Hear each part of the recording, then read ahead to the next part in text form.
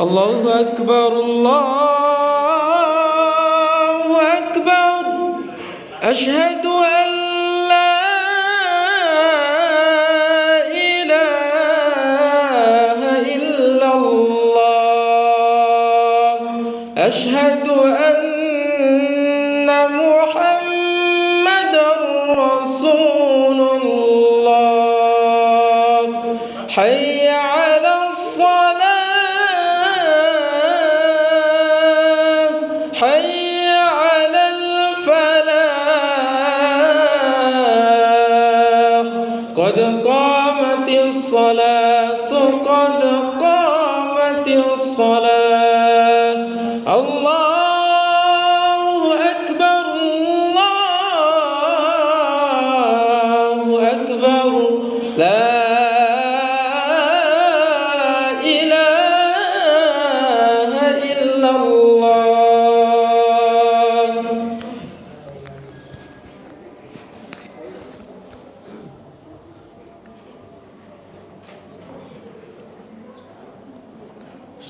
La ilaha illallah Muhammad Rasulullah sallallahu alaihi wasallam. Luruskan, dapatkan saf demi kesempurnaan salat. Salatu jami'at rahimakumullah.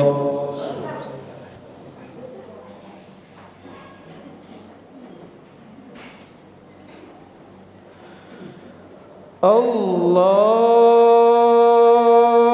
akbar.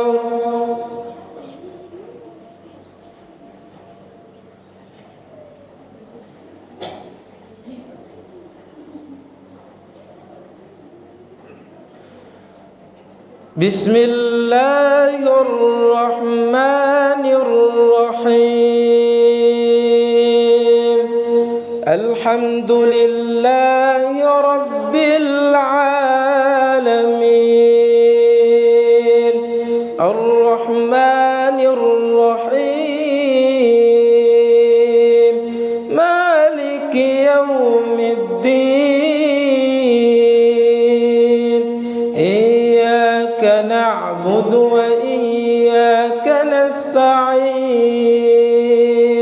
Ihdinas siratal mustaqim.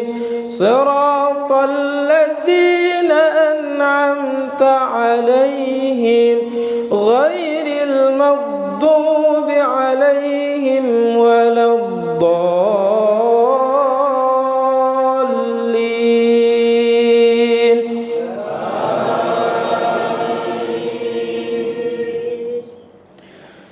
Ya ayyuhalladzina amanu la ta'kulur riba adhafan mudha'afa wattaqullaha la'allakum tuflihun. Wattaqun النار التي أعدت للكافرين وأطيعوا الله والرسول لعلكم ترحمون. وسارعوا إلى مغفرة من ربكم وجنة عرضها السماوات والأرض أعدت للمتقين الذين ينفقون في السراء والضراء والكاظمين الغيظ والعافين عن الناس والله يحب المحسنين. الله أكبر.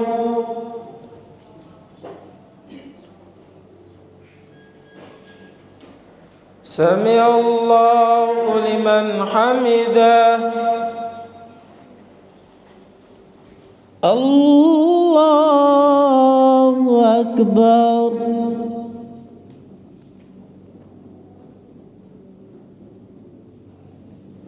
الله أكبر.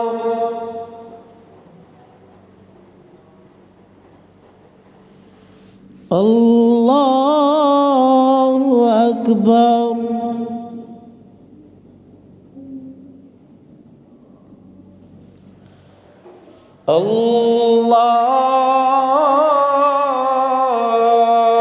الله أكبر. بسم الله الرحمن الرحيم. الحمد لله رب العالمين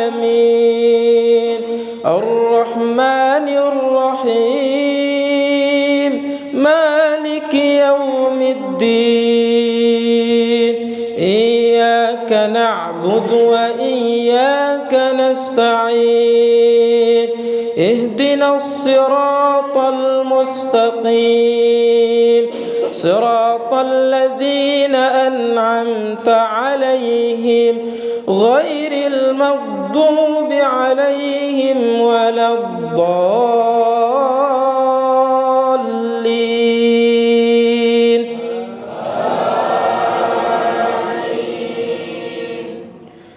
بسم الله الرحمن الرحيم. إنا أنزلناه في ليلة القدر وما أدراك ما ليلة القدر. ليلة القدر خير من 1000 شهر. تنزل الملائكة والروح فيها بإذن ربهم من كل أمر. سلام هي حتى مطلع الفجر. الله أكبر.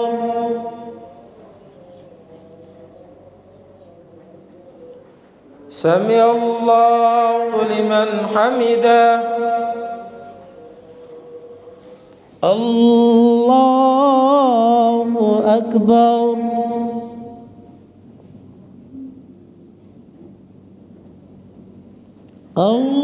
الله أكبر.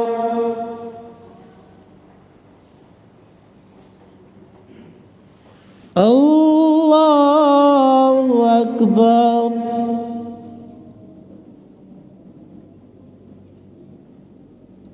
الله أكبر.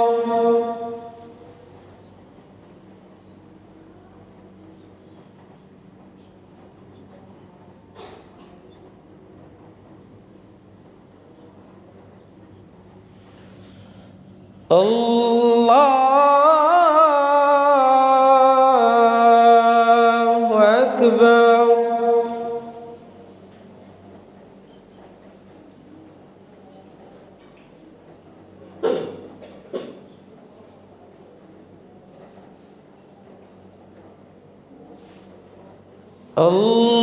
الله أكبر.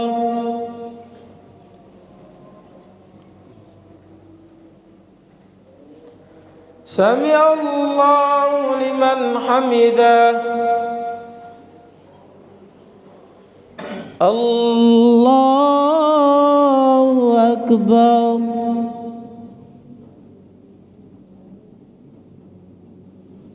الله أكبر.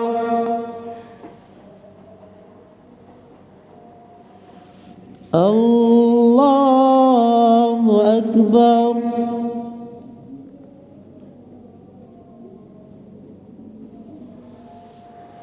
الله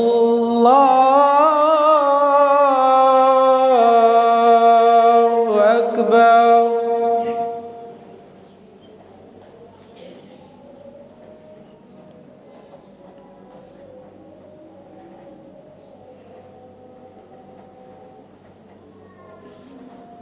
الله أكبر.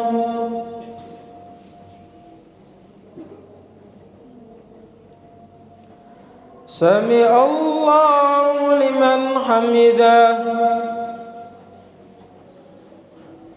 الله أكبر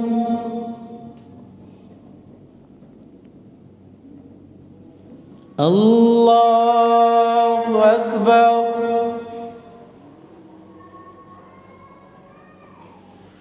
الله أكبر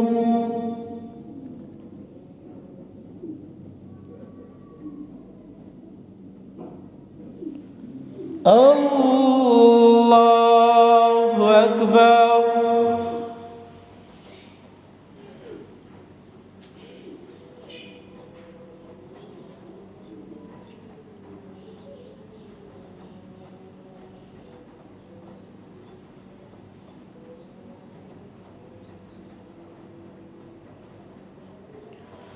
السلام عليكم ورحمة الله.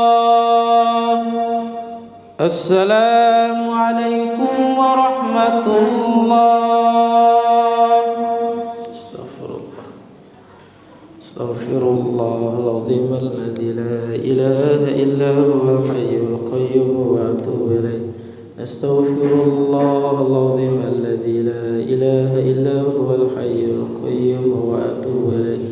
نستغفر الله العظيم الذي لا إله إلا هو الحي القيوم وأتوب إليه.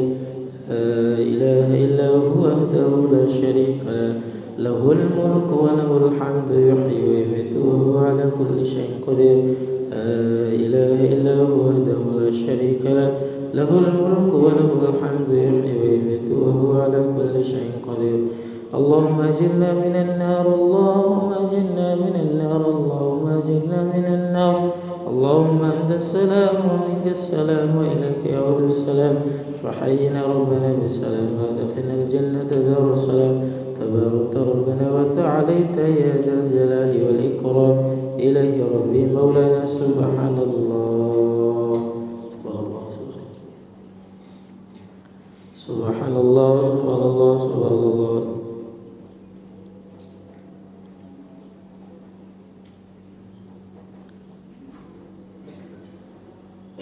سبحان الله دائما أبدا. الحمد لله الحمد لله الحمد لله الحمد لله.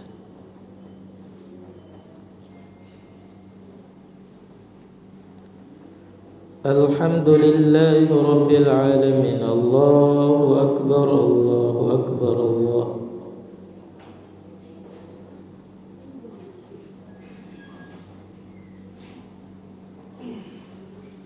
الله أكبر كبيرا والحمد لله كثيرا. سبحان الله بكرة وأصيلا.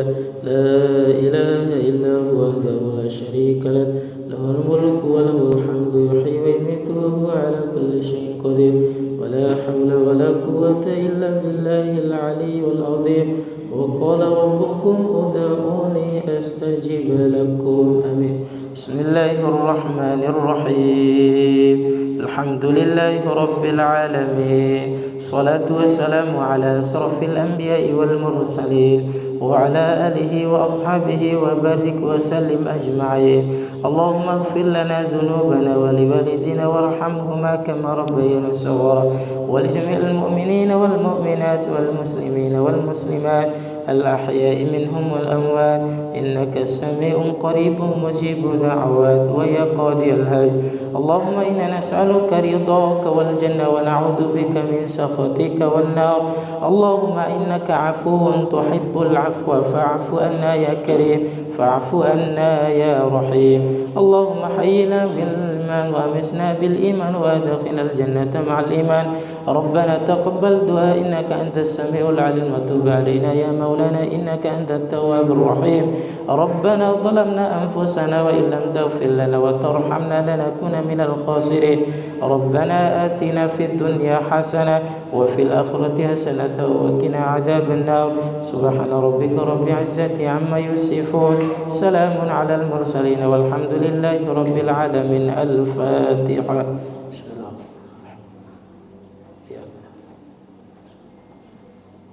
اللهم صل على سيدنا محمد.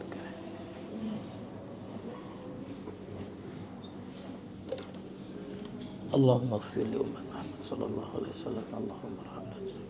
اللهم فرجنا لأمة محمد صلى الله عليه وسلم. اللهم بشفاعة رسول الله صلى الله عليه وسلم. بسم الله الرحمن الرحيم. مالك يوم الدين. إياك نعبد صراط الذين عليهم قل هو الله أحد الله الصمد ولم يكن له كفوا أحد. بسم الله. قل أعوذ برب الفلق من شر ما خلق ومن شر غاسق إذا وقب برب الناس مالك الناس من شر الوسواس.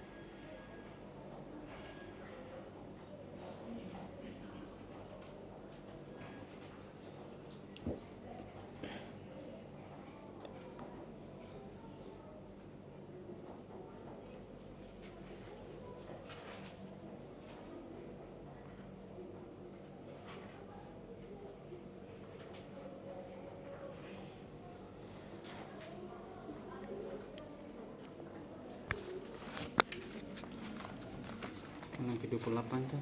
Iya.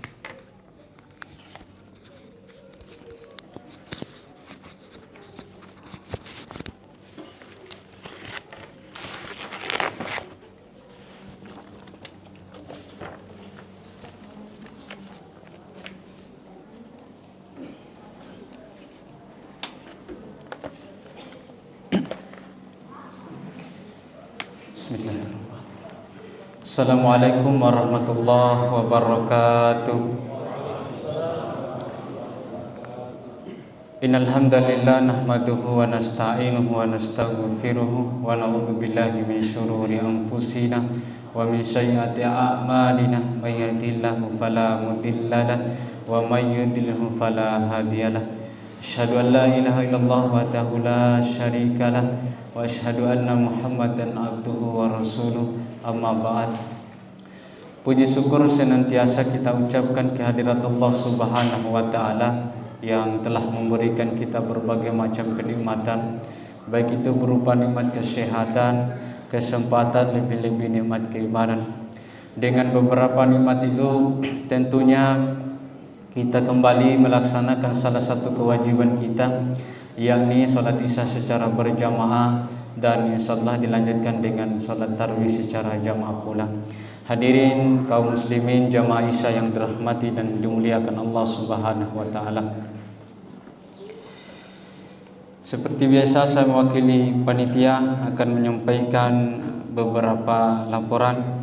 Yang pertama, laporan kotak amal di malam ke-27 Ramadan 7 April 2024. Yang pertama, kotak amal yang ada di laki-laki sebesar Rp383.000, yang ada di perempuan sebesar Rp340.000, jumlah Rp723.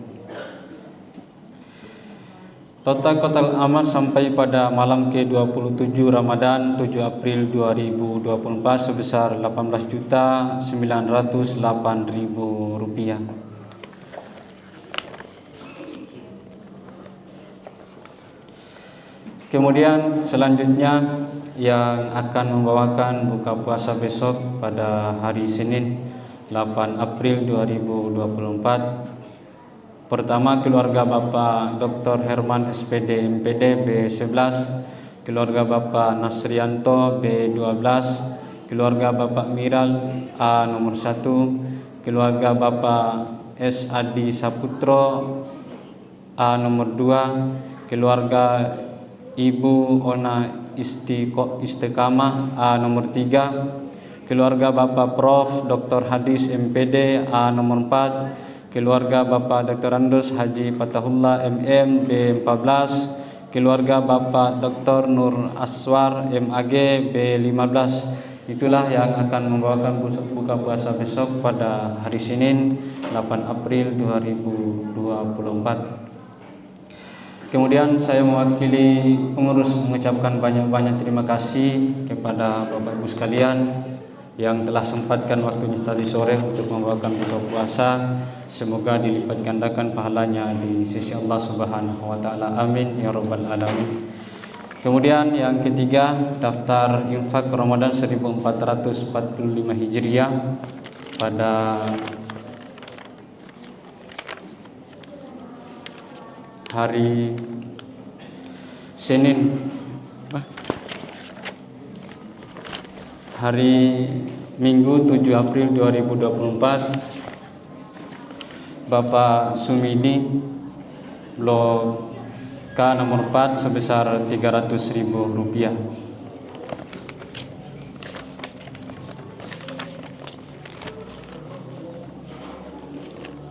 Selanjutnya yang akan menyampaikan ceramah tarawih pada malam ke-28 Ramadan ini, yakni Bapak Ustaz Imran Kahar SPDI MPD dengan judul ceramah infak dan sedekah. Mungkin itu yang dapat saya sampaikan, lebih dan kurangnya saya mohon maaf. Wabillahi taufiq wal hidayah. Wassalamualaikum warahmatullahi wabarakatuh. Kepada Bapak Ustaz, waktu dan tempatnya disilakan.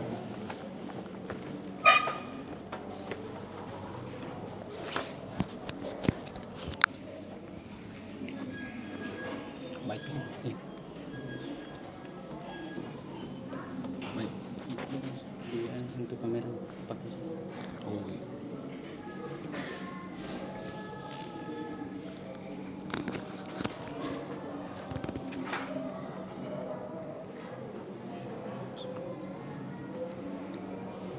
Bismillahirrahmanirrahim. Assalamualaikum warahmatullahi wabarakatuh.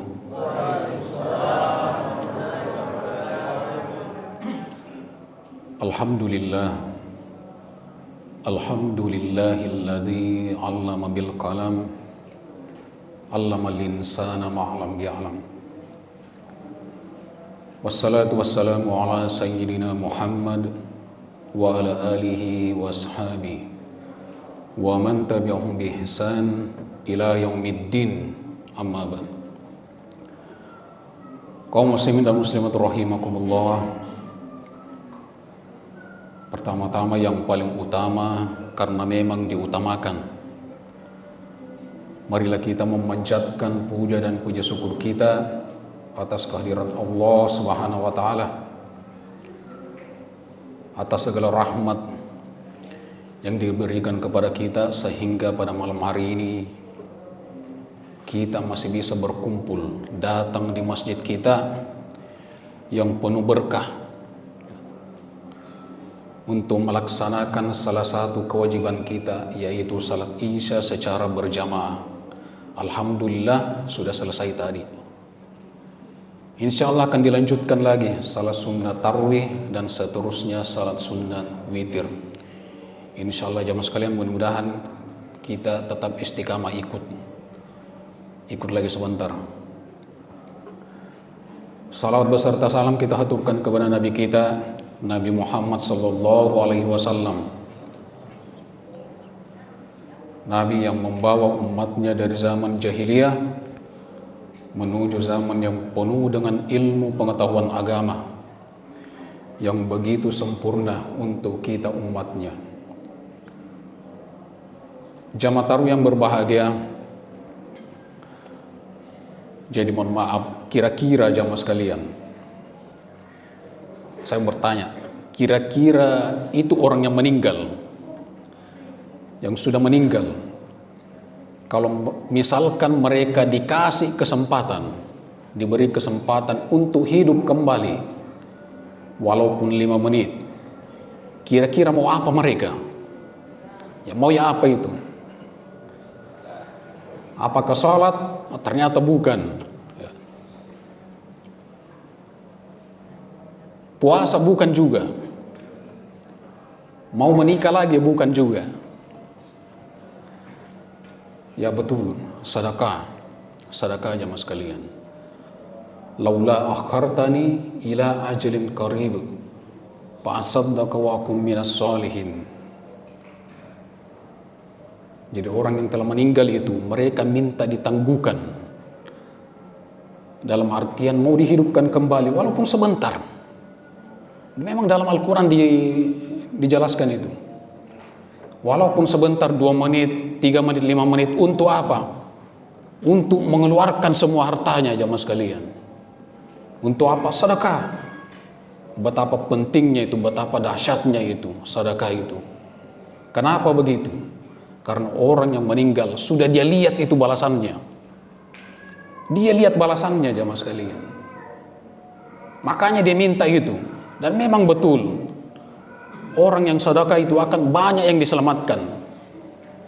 Contoh, orang yang berilmu, berpendidikan, yang sekolah tinggi, dari mana dia dapatkan itu? Orang yang bersedekah di masjid. Bagaimana nyamannya kita beribadah di masjid kalau bukan sedekahnya orang untuk mempercantik masjid, kasih AC dan sebagainya untuk nyaman kita beribadah. Karena apa? Karena sedekahnya orang jamaah sekalian. Makanya itu sedekahnya orang jangan ditinggalkan. Maksudnya jangan disimpan. Jangan disimpan itu sedekahnya orang. Karena kenapa? Tidak jalan juga pahalanya.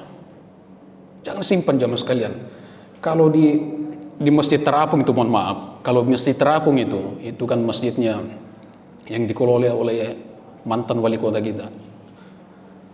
Kalau misalkan saldonya itu cukup 50 juta ke atas, dia bicara, hati-hati, pengurus masjid hati-hati. 50 juta ke atas itu banyak setannya. Ya, banyak setannya. Mampatkan itu. Makanya setiap Jumat itu pasti ada ramai di sana. Apa itu ya? Setiap hari Jumat pasti dia kasih makan orang. Jamaah di sana yang hadir untuk salat Jumat, pasti itu. Kecuali bukan bulan puasa, tidak. Ini jamaah sekalian. Betapa pentingnya itu. Kaum muslimin dan muslimat rahimakumullah. Makanya dikatakan dalam sebuah hadis, mungkin kita kenal, kita tahu hadisnya. Dikatakan izama tabnu adam qata amaluhu illa min salasin sadaqatin jariyatin aw ilmin yuntafa'u bihi aw walidin salihin yad'u lahu. Apabila anak cucu Adam meninggal dunia, maka terputus amalannya. Pasti kita tahu ini hadis ini. Kecuali 3 hal. Apa itu? Yang pertama itu tadi, sedekah jariyah. Sedekah jariah jemaah sekalian. Kita tahu ini sedekah yang bagaimana. Tidak ada yang tidak tahu itu sedekah. Tidak ada yang tidak tahu. Paling minimalnya mohon maaf. Paling minimalnya sedekah. Mohon maaf. Yang lewat-lewat di depan kita itu, apalagi di bulan Ramadan, lewat di depan kita, tidak kita isi itu, rugi kita. Rugi kita jemaah sekalian. Karena kenapa? Apa yang kita lihat nanti di akhirat. Di bulan Ramadan ini, tidak kita isi itu walaupun 2 hari, 2 malam atau 3 malam kita isi, atau 1 malam minimal. Berapa malam di bulan Ramadan? 30 malam misalkan, ataupun 29, ya, tergantung kapan kita mulai Ramadan dulu. Ya, penting sekali itu kita isi itu. Walaupun sebenarnya dalam Al-Quran memang jamaah sekalian itu dijelaskan. Ternyata itu orang, siapapun itu, di dalam hatinya itu ada sifat kikir sangat kecil. Kecil sekali itu, sifat seke itu di dalam hati kita itu. Kecil sekali. Setiap orang punya sifat seke, pasti punya, kecil sekali. Kecil sekali. Apa dampaknya? Dampaknya terkadang kita untuk memberi itu, sangat berat. Kadang-kadang berat sekali kita, Pak. Kalau kita mau keluarkan harta kita, Pak, berpikir, banyak sekali pikiran tak. Mau diapakan ini uang tak misalkan? Apakah dipergunakan untuk hal yang baik ataukah bagaimana? Banyak pikiran tak, berat sekali mengeluarkan. Begitu menerima, ringan sekali tangan kita menerima. Nah, itu jamaah sekalian. Karena kenapa? Memang ada sifat seke dalam hati kita. Makanya itu kalau ada pembagian apa namanya itu, taruhlah misalkan pembagian sembako. Siapa yang banyak di situ? Bukan orang miskin saja yang banyak di situ, jamaah sekalian. Kadang-kadang orang yang menengah ke atas itu banyak juga antri di situ untuk mendapatkan itu. Karena itu memberi berat, menerima ringan sekali. Karena itu tadi sifat kikir di dalam hati kita, jemaah sekalian. Bagaimana caranya kikis itu? Bagaimana caranya kikis? Dengan itu tadi, minimal itu. Ada celeman lewat, kita simpan saja. Biar 2.000, 5.000, berapapun jemaah sekalian, seikhlasnya saja. Yang penting ada. Karena kenapa? Itu yang akan selamatkan kita nanti, jemaah sekalian. Itu akan selamatkan kita. Dan yang terpenting kita tahu juga bahwasanya harta yang kita keluarkan itu tidak akan berkurang, itu pasti kita tahu ini. Akan bertambah terus, pasti kita tahu itu jamaah sekalian. Di mana-mana para mubalik sampaikan itu. Ataukah kita baca buku atau hadis bahwasanya orang yang berimpak itu akan ditambahkan. Kita tahu ini salah satu contoh. Mungkin sering kita dengar, salah satu sahabat Nabi yang bernama Abdurrahman bin Auf. Kita kenal jamaah sekalian. Mungkin sering kita dengar ini. Saya ingatkan, Abdurrahman bin Auf ini kaya, banyak hartanya. Tapi pada suatu ketika dia mendengar Nabi katakan nanti Abdurrahman bin Auf itu akan terakhir masuk surga. Ya. Terakhir masuk surga. Karena apa? Banyak sekali hartanya, banyak sekali hisabnya, hartanya. Menangis Abdurrahman bin Auf dengar itu. Kenapa menangis? Karena terakhir masuk surga. Kita garis bawahi di situ, terakhir masuk surga. Artinya apa? Masuk surga, Ji. Kan begitu. Tetap masuk surga, tapi menangis beliau. Karena kenapa? Terakhir masuk surga. Kita ini yang belum tentu masuk surga, apa yang kita lakukan? Nah, ini terakhir masuk surga, tetap masuk. Karena kenapa? Banyak hisapnya hartanya, jamaah sekalian. Dan pada suatu ketika juga terjadi perang. Dan sahabat pada waktu itu yang pedagang kurma itu tidak sempat lagi berdagang. Jadi tinggal kurmanya, busuk kurmanya semua. Busuk kurmanya. Abdurrahman bin Auf dia ambil kesempatan ini. Dia beli semua kurmanya sahabat pada waktu itu dengan harga yang normal. Dia beli semua. Habis hartanya Abdurrahman bin Auf, jamaah sekalian, habis. Miskin. Senang beliau, bukan lagi terakhir masuk surga, pasti paling depan. Pada suatu ketika juga datang utusan dari Yaman. Ya. Utusan dari Yaman dikatakan Di Yaman sedang terjadi wabah, penyakit. Mungkin kalau di sini di Indonesia, apalagi di Makassar, mungkin dulunya COVID. Obatnya cuma satu. Apa itu? Kurma busuk. Cuma itu obatnya, kurma busuk. Mendengar kabar bahwasanya Abdurrahman bin Auf punya banyak stok kurma busuk. Akhirnya dibeli semua kurmanya. Kurma busuknya Abdurrahman bin Auf dengan harga 10 kali lipat harga normal. 10 kali lipat jamaah sekalian. Kembali kaya Abdurrahman bin Auf. Nah, ini maksudnya harta yang kita keluarkan itu tidak akan habis, akan kembali kepada kita berlipat-lipat jamaah sekalian. Ini sedekah, betapa pentingnya itu jamaah sekalian. Kaum muslimin rahimakumullah. Jadi yang dimaksud ayat tadi, yang pertama sedekah jariyah, kedua ilmu yang bermanfaat, ketiga doa anak yang saleh. Kita lompat ke situ, doa anak yang saleh. Ternyata yang dimaksud hadis ini jamaah sekalian, doa anak yang saleh dimaksud adalah bukan anak kandung kita saja, biologis kita, bukan itu saja ternyata. Kenapa ini hadis berurut? Sedekah, ilmu yang bermanfaat, doa anak yang saleh, berurut itu. Yang dimaksud ilmu yang bermanfaat itu yang kita ajarkan kepada anak kita. Anak kita yang dimaksud adalah anaknya orang yang kita ajar, misalkan kita sebagai guru misalkan, itu ternyata jamaah sekalian dimaksud. Doa anak yang saleh, bukan anak kita pribadi yang dimaksud hadis ini. Anak yang kita bimbing, itu yang akan menyelamatkan kita juga nanti jamaah sekalian ternyata. Itu. Jadi jangan kita putus asa Bapak Ibu sekalian. Mohon maaf kalau misalkan ada di antara kita yang sudah berpuluh-puluh tahun menikah belum ada anak tak, jangan putus asa. Jangan fokus berpatokan kepada itu harus ada anak yang doakan, bukan itu ternyata yang dimaksud. Siapapun itu jamaah sekalian. Apakah kita membantu mereka? Anak kecil, anak yatim, kita bantu mereka. Nah, itu yang akan menolong juga kita. Termasuk doa anak yang saleh jamaah sekalian, doakan kita nanti. Orang-orang miskin, semua itu jamaah sekalian. Karena kenapa? Ini penting juga jamaah sekalian. Masalah sedekah. Ternyata orang-orang miskin pada suatu ketika Nabi katakan, nanti di akhirat itu orang-orang miskin akan dikasih satu kekuasaan menentukan sesuatu. Kaget sahabat. Kekuasaan apa itu ya Rasulullah? Nabi katakan orang-orang miskin nanti pada saat setelah ditentukan ini di surga, ini di neraka, sudah ditentukan nih. Orang miskin disimpan di surga. Ditanya, pernah ada orang yang pernah bantu kau, yang pernah membantu, yang pernah memberikan kau apapun itu? Ditanya orang miskin begitu. Pernah? Kira-kira ada di surga di sini? Tidak ada. Kalau begitu cari mereka. Kalau misalkan dia di neraka, tarik mereka menuju ke surga. Itu kelebihannya orang miskin nanti. Untuk apa?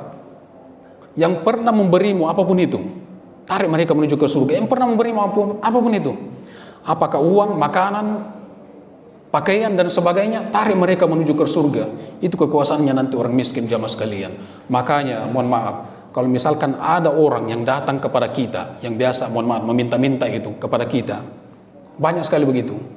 Jangan kita marahi, apalagi risih, kan banyak begitu. Terkadang jengkel kita kan begitu. Jengkel kita didatangi begitu. Orang-orang yang minta-minta biasanya itu. Coba kita berpikir, kira-kira orang yang datang kepada kita itu, siapa yang gerakan hatinya untuk datang kepada kita? Siapa kira-kira? Pasti Allah Subhanahu wa taala yang gerakan mereka ke kita. Apa maksudnya jamaah sekalian? Artinya Allah Subhanahu wa taala masih memikirkan kita. Masih membuka ruang kepada kita untuk memberi. Makanya jangan kita tolak yang begitu, kasih saja.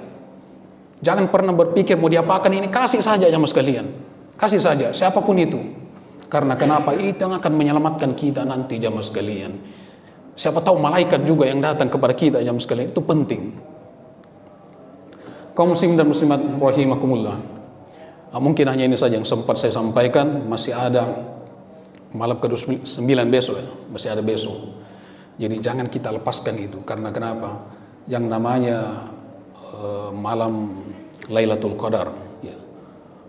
Bukan berarti harus baca Al-Quran, harus berzikir dan sebagainya. Tapi itu tadi, siapa tahu malam ini kita masukkan ke celengan itu, ke apa? Kita menyumbang misalkan, ternyata kita dapat malam itu jamaah sekalian, dan dilipat gandakan itu lebih baik daripada 1000 bulan jamaah sekalian. Mungkin hanya ini saja. Akhirul kalam minallahi musta'an walitiklan. Assalamualaikum warahmatullahi wabarakatuh.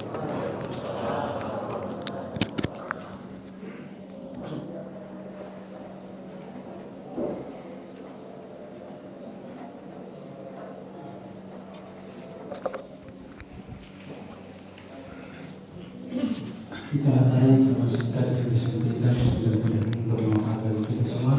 Selanjutnya marilah kita sama-sama melaksanakan sholat tarawih. Assalamualaikum warahmatullahi wabarakatuh. Assalatu la ilaha illallah.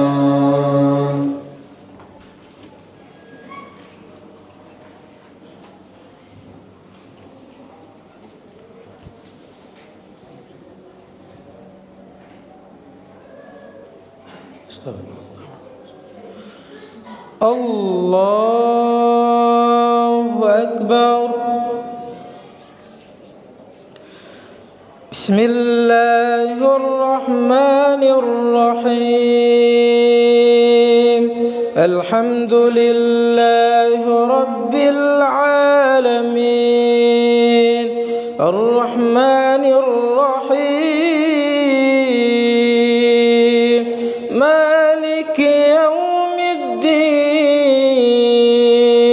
Iyyaka na'budu wa iyyaka nasta'in. Ihdinas siratal mustaqim. Siratal ladzina an'amta 'alaihim ghairil maghdubi 'alaihim waladdallin.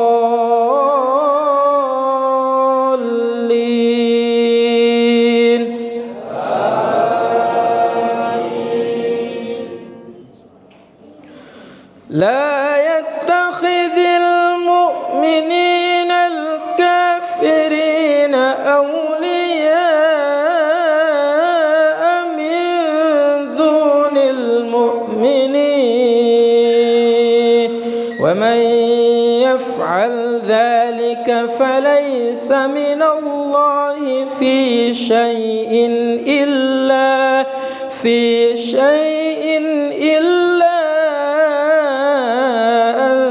تتقوا منهم تقاه ويحذركم الله نفسه وإليه المصير.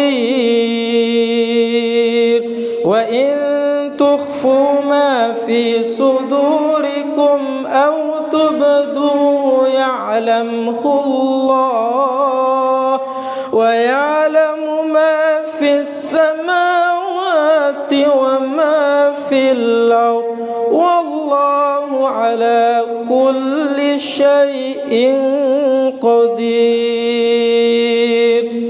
الله أكبر.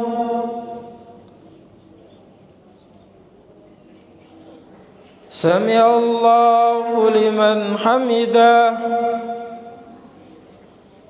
الله أكبر.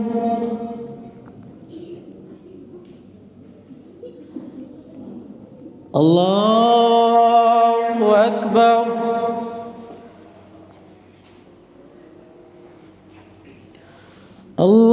الله أكبر.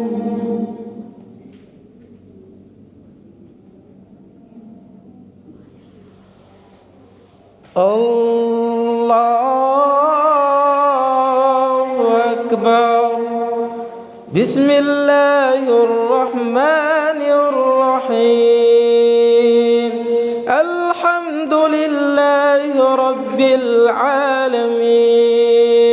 الرحمن الرحيم.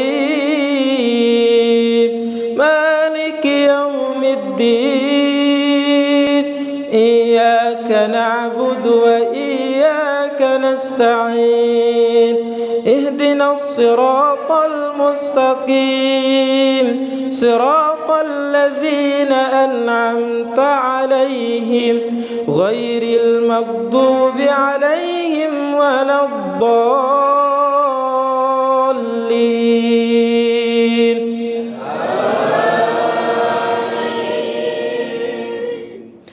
يوم تجد كل أناس ما عملت من خير محضرا وما عملت من سوء تود لو أن بينها وبينه أمدا بعيدا ويحذركم الله نفسه والله رؤوف بالعباد. الله أكبر.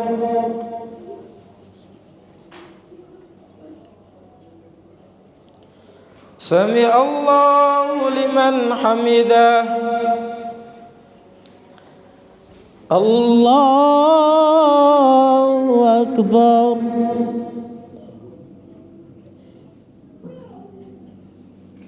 الله أكبر.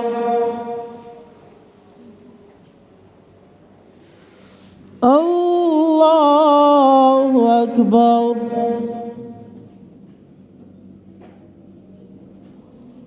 الله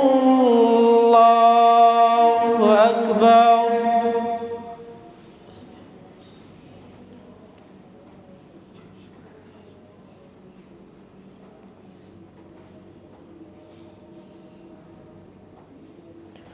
السلام عليكم ورحمة الله.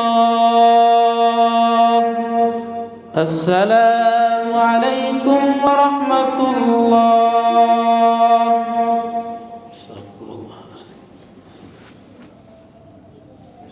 أشهد أن لا إله إلا الله ونستغفر الله نسألك رضاك والجنة ونعوذ بك من سخطك والنار.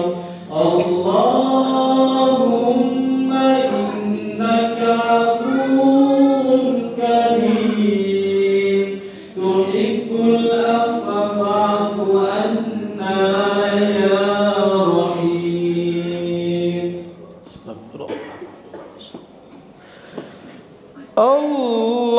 الله أكبر. بسم الله الرحمن الرحيم. الحمد لله رب العالمين الرحمن الرحيم مالك يوم الدين إياك نعبد وإياك نستعين اهدنا الصراط المستقيم صراط الذين أنعمت عليهم غير المغضوب عليهم ولا الضالين.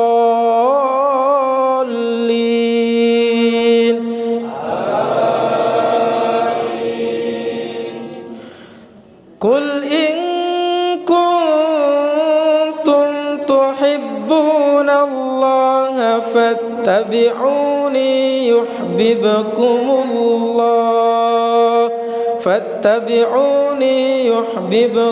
الله ويغفر لكم ذنوبكم والله غفور رحيم.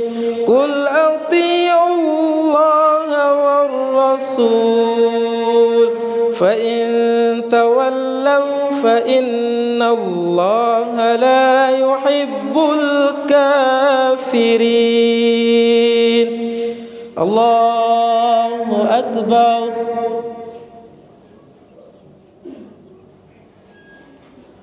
سمع الله لمن حمده. الله أكبر.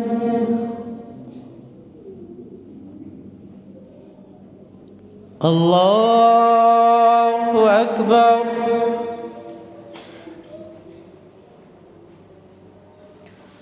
الله أكبر.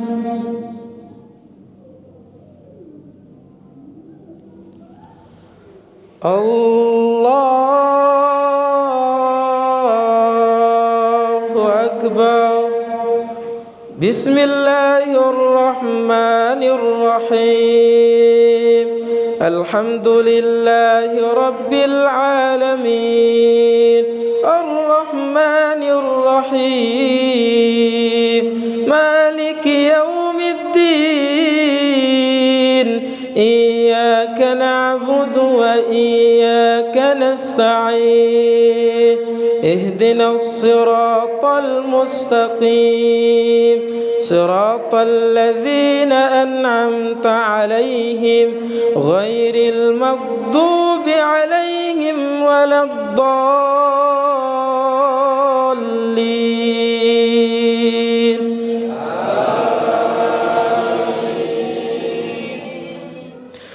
إن الله اصطفى آدم ونوحا وآل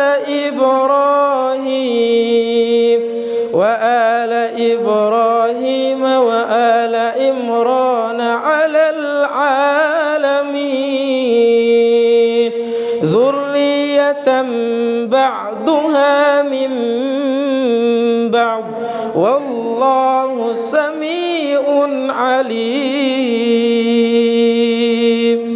الله أكبر.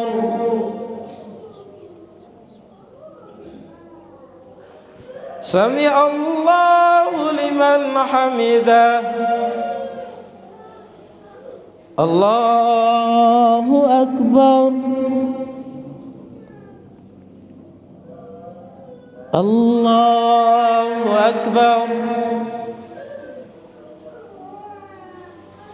الله أكبر.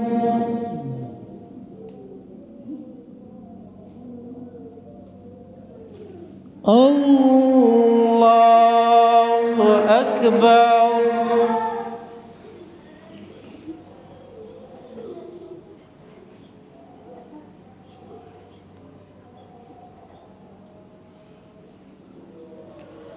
السلام عليكم ورحمة الله. السلام عليكم ورحمة الله. استغفر الله.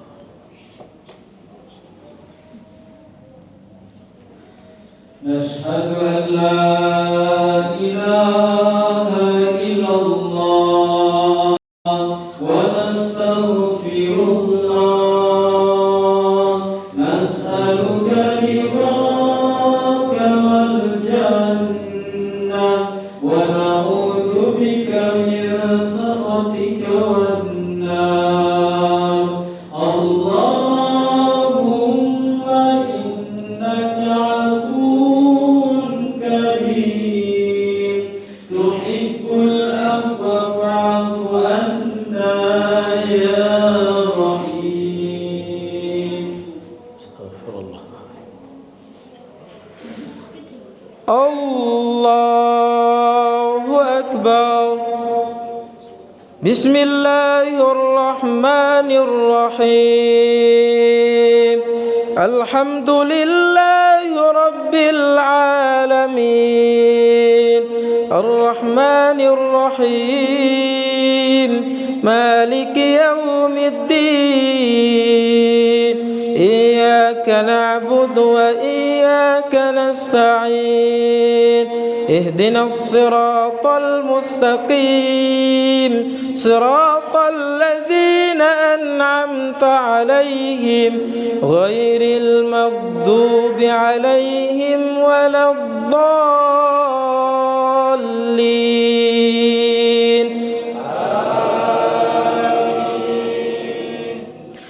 إذ قالت امرأة عمران إني نذرت لك ما في بطني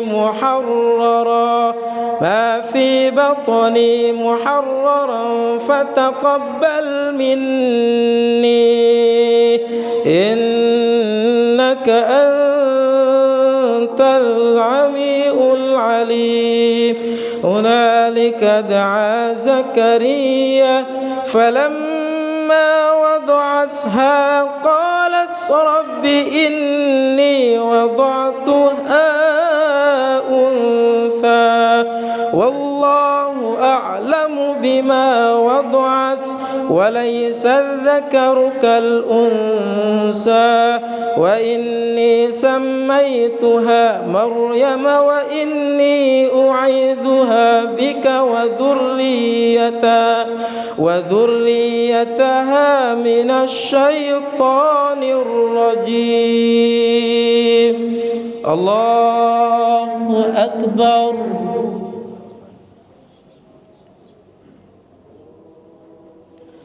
سمع الله لمن حمده. الله أكبر.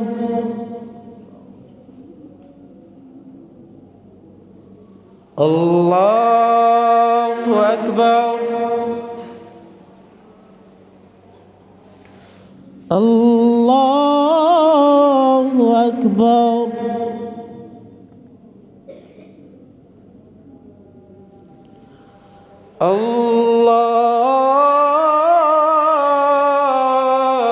الله أكبر.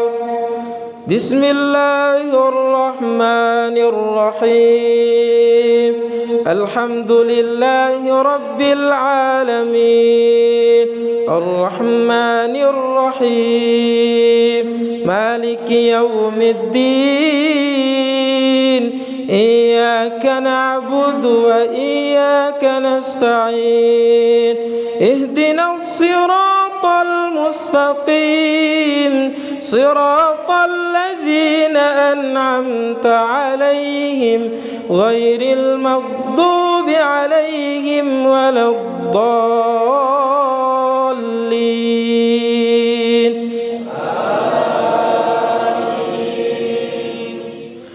فتقبلها ربها بقبول حسن وأنبتها نباتا حسنا وكفلها زكريا كلما دخل عليها زكريا المحراب وجد عندها رزقا قال يا مريم إني لك قال يا مريم أنى لك هذا قالت هو من عند الله إن الله يرزق من يشاء بغير حساب.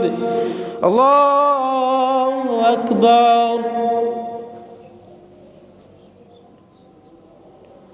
سمع الله لمن حمده. الله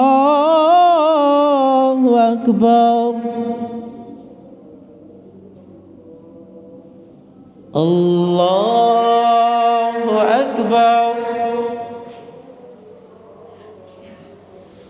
الله أكبر.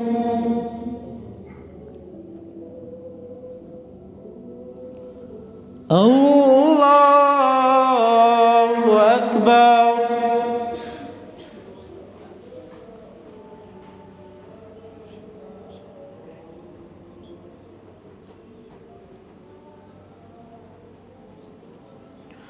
السلام عليكم ورحمة الله.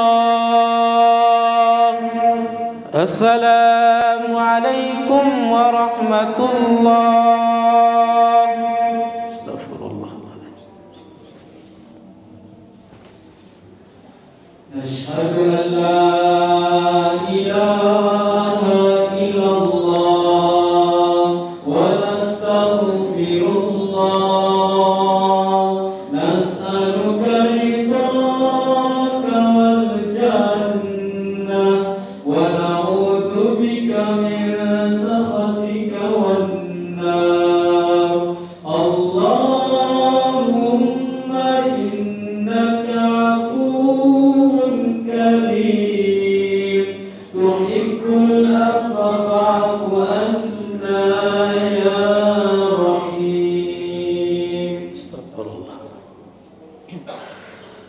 الله أكبر. بسم الله الرحمن الرحيم. الحمد لله رب العالمين الرحمن الرحيم مالك يوم الدين إياك نعبد وإياك نستعين اهدنا الصراط المستقيم صراط الذين أنعمت عليهم غير المغضوب عليهم ولا الضالين.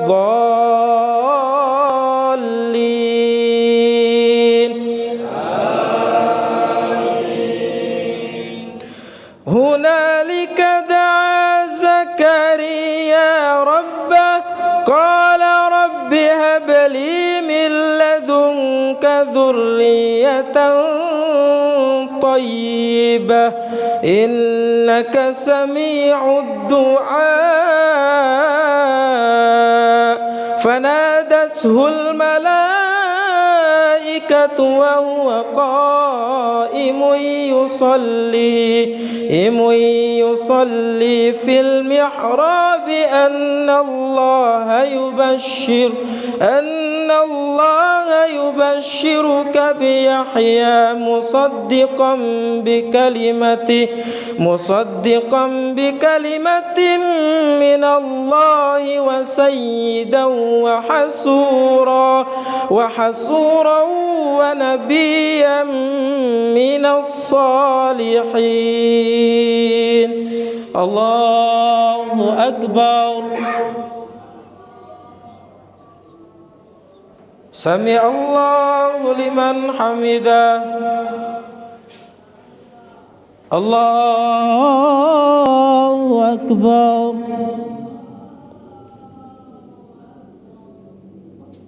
الله أكبر. الله أكبر.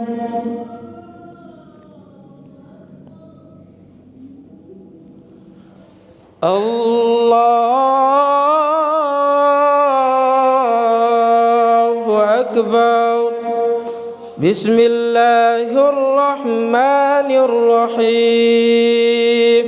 الحمد لله رب العالمين الرحمن الرحيم مالك يوم الدين إياك نعبد وإياك نستعين اهدنا الصراط المستقيم صراط الذين أنعمت عليهم غير المغضوب عليهم ولا الضالين.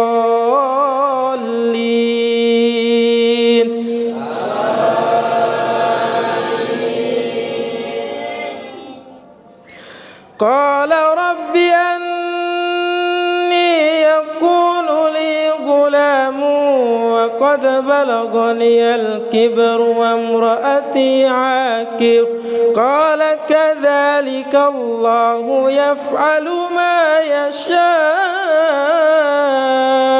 قال رب اجعل لي آية قال آيتك ألا تكلم الناس ثلاثة أيام إلا رمزا واذكر ربك كثيرا وسبح بالعشي والإبكار. قالت سرياه واذكر ربك كبالليل وسبح بالعشي والإبكار. الله أكبر.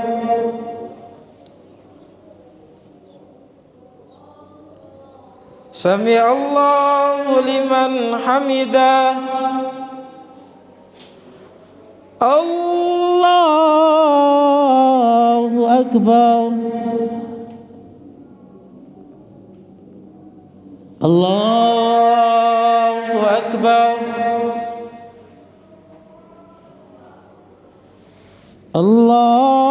الله أكبر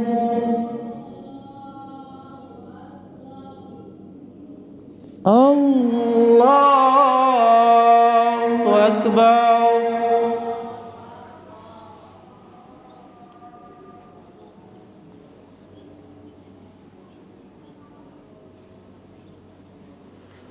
السلام عليكم ورحمة الله السلام عليكم ورحمة الله استغفر الله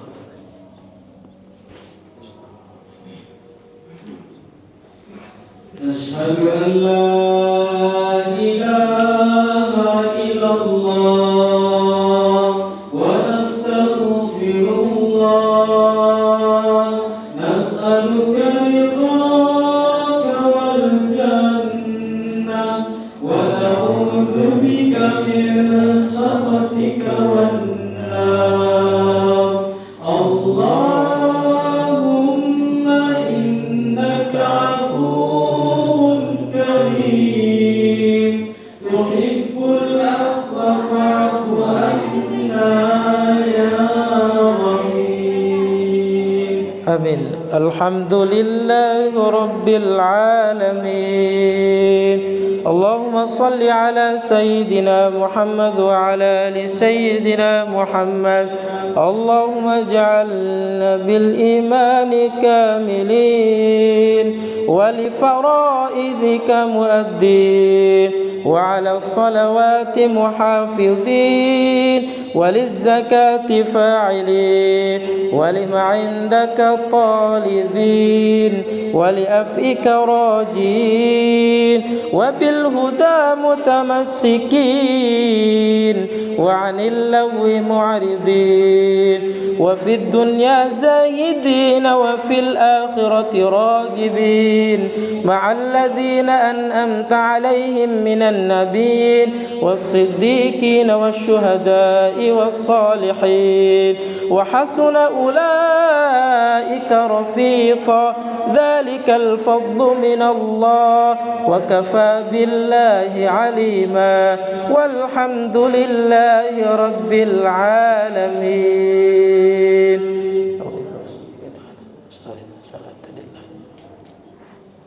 الصلاة بكر ساسة جميع رحمكم الله الصلاة لا إله إلا الله استغفر الله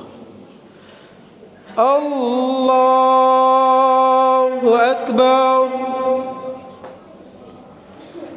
بسم الله الرحمن الرحيم الحمد لله رب العالمين الرحمن الرحيم مالك يوم الدين إياك نعبد وإياك نستعين اهدنا الصراط المستقيم صراط الذين أنعمت عليهم غير المغضوب عليهم ولا الضالين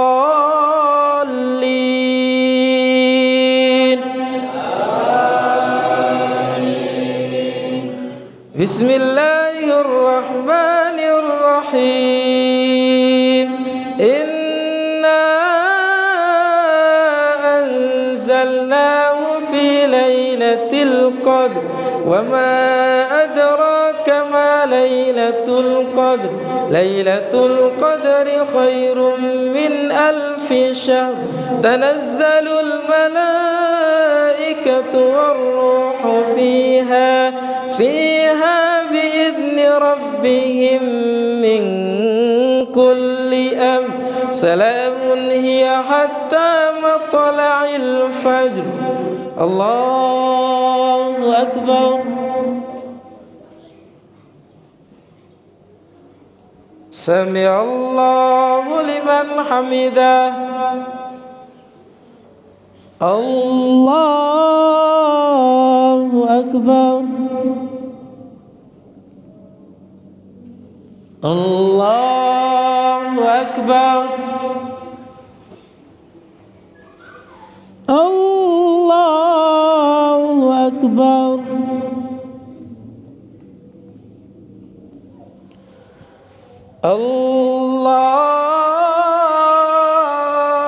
الله أكبر بسم الله الرحمن الرحيم الحمد لله رب العالمين الرحمن الرحيم مالك يوم الدين إياك نعبد وإياك نستعين اهدنا الصراط المستقيم صراط الذين أنعمت عليهم غير المغضوب عليهم ولا الضالين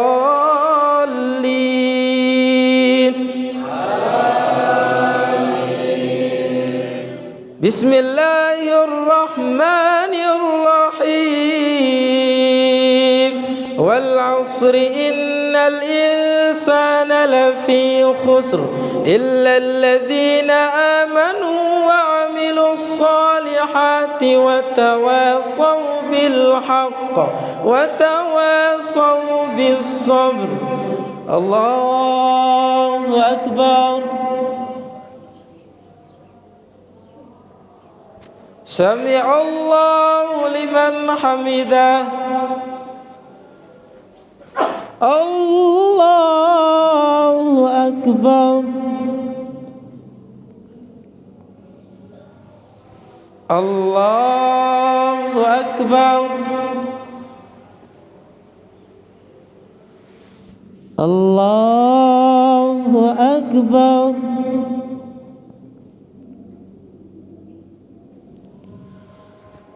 الله أكبر بسم الله الرحمن الرحيم الحمد لله رب العالمين الرحمن الرحيم مالك يوم الدين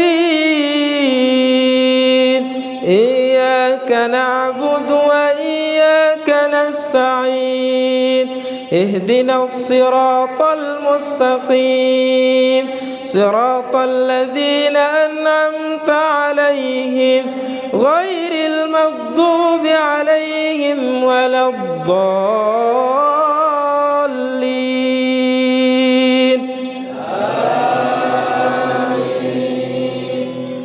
بسم الله الرحمن الرحيم قل هو الله أحد الله الصمد لم يلد ولم يولد ولم يكن له كفوا أحد بسم الله الرحمن الرحيم قل أعوذ برب الفلق من شر ما خلق ومن شر غاسق إذا وقب ومن شر النفاثات في العقد ومن شر حاسد إذا حسد بسم الله الرحمن الرحيم قل أعوذ برب الناس ملك الناس إله الناس من شر الوسواس الخناس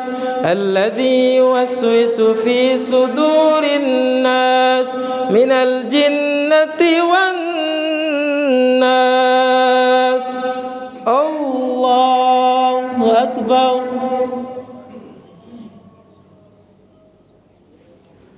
سمع الله لمن حمده اللهم اهدنا فيمن هديت وعافنا فيمن عافيت وتولنا فيمن توليت وبارك لنا فيما أعطيت وقنا برحمتك شر ما قضيت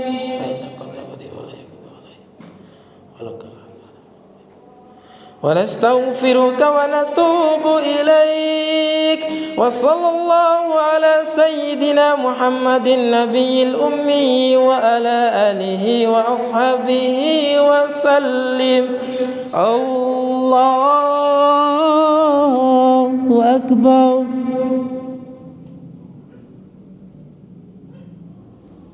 الله أكبر. الله أكبر.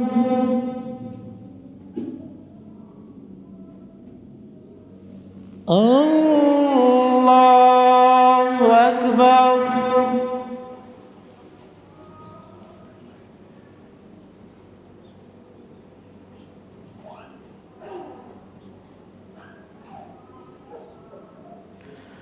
السلام عليكم ورحمة الله. السلام عليكم ورحمة الله. استغفر الله. سبحان الملك القدوس. سبحان الملك القدوس. سبحان الملك القدوس. سبوح قدوس ربنا ورب الملائكة والروح. سبوح قدوس ربنا ورب الملائكة والروح. نشهد أن لا إله إلا الله ونستغفر الله. نسألك رضاك والجنة ونعوذ بك من سخطك والنار. نشهد أن لا إله إلا الله ونستغفر الله. نسألك رضاك والجنة ونعوذ بك من سخطك والنار. اللهم إنك عفو كريم تحب العفو فاعف عنا يا كريم. تحب العفو فاعف عنا يا رحيم. آمين. الحمد لله رب العالمين. صلاة والسلام على أشرف الأنبياء والمرسلين وعلى آله وأصحابه وبارك وسلم أجمعين. اللهم إنا نسألك إيمانا دائما ونسألك قلبا خاشعا ونسألك علما نافعا ونسألك يقينا صادقا ونسألك عملا صالحا ونسألك دينا قيما ونسألك خيرا كثيرا ونسألك العفو والعافية ونسألك تمام العافية ونسألك الشكر على العافية ونسألك غنى عن الناس. اللهم ربنا تقبل منا صلاتنا وصيامنا وقيامنا وتحشعنا وتضرعنا وتعبدنا وتمم تقصيرنا يا الله يا الله يا أرحم الراحمين.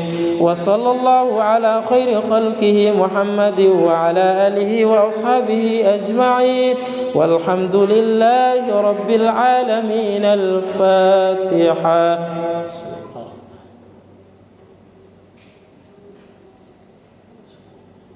اللهم صل على سيدنا محمد.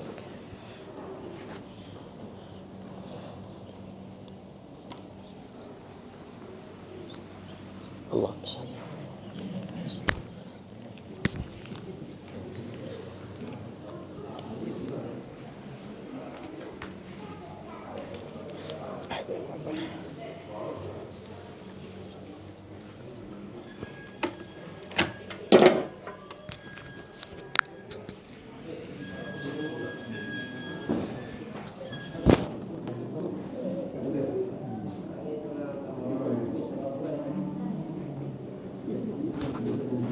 Kalian didesainkan spanduk Ada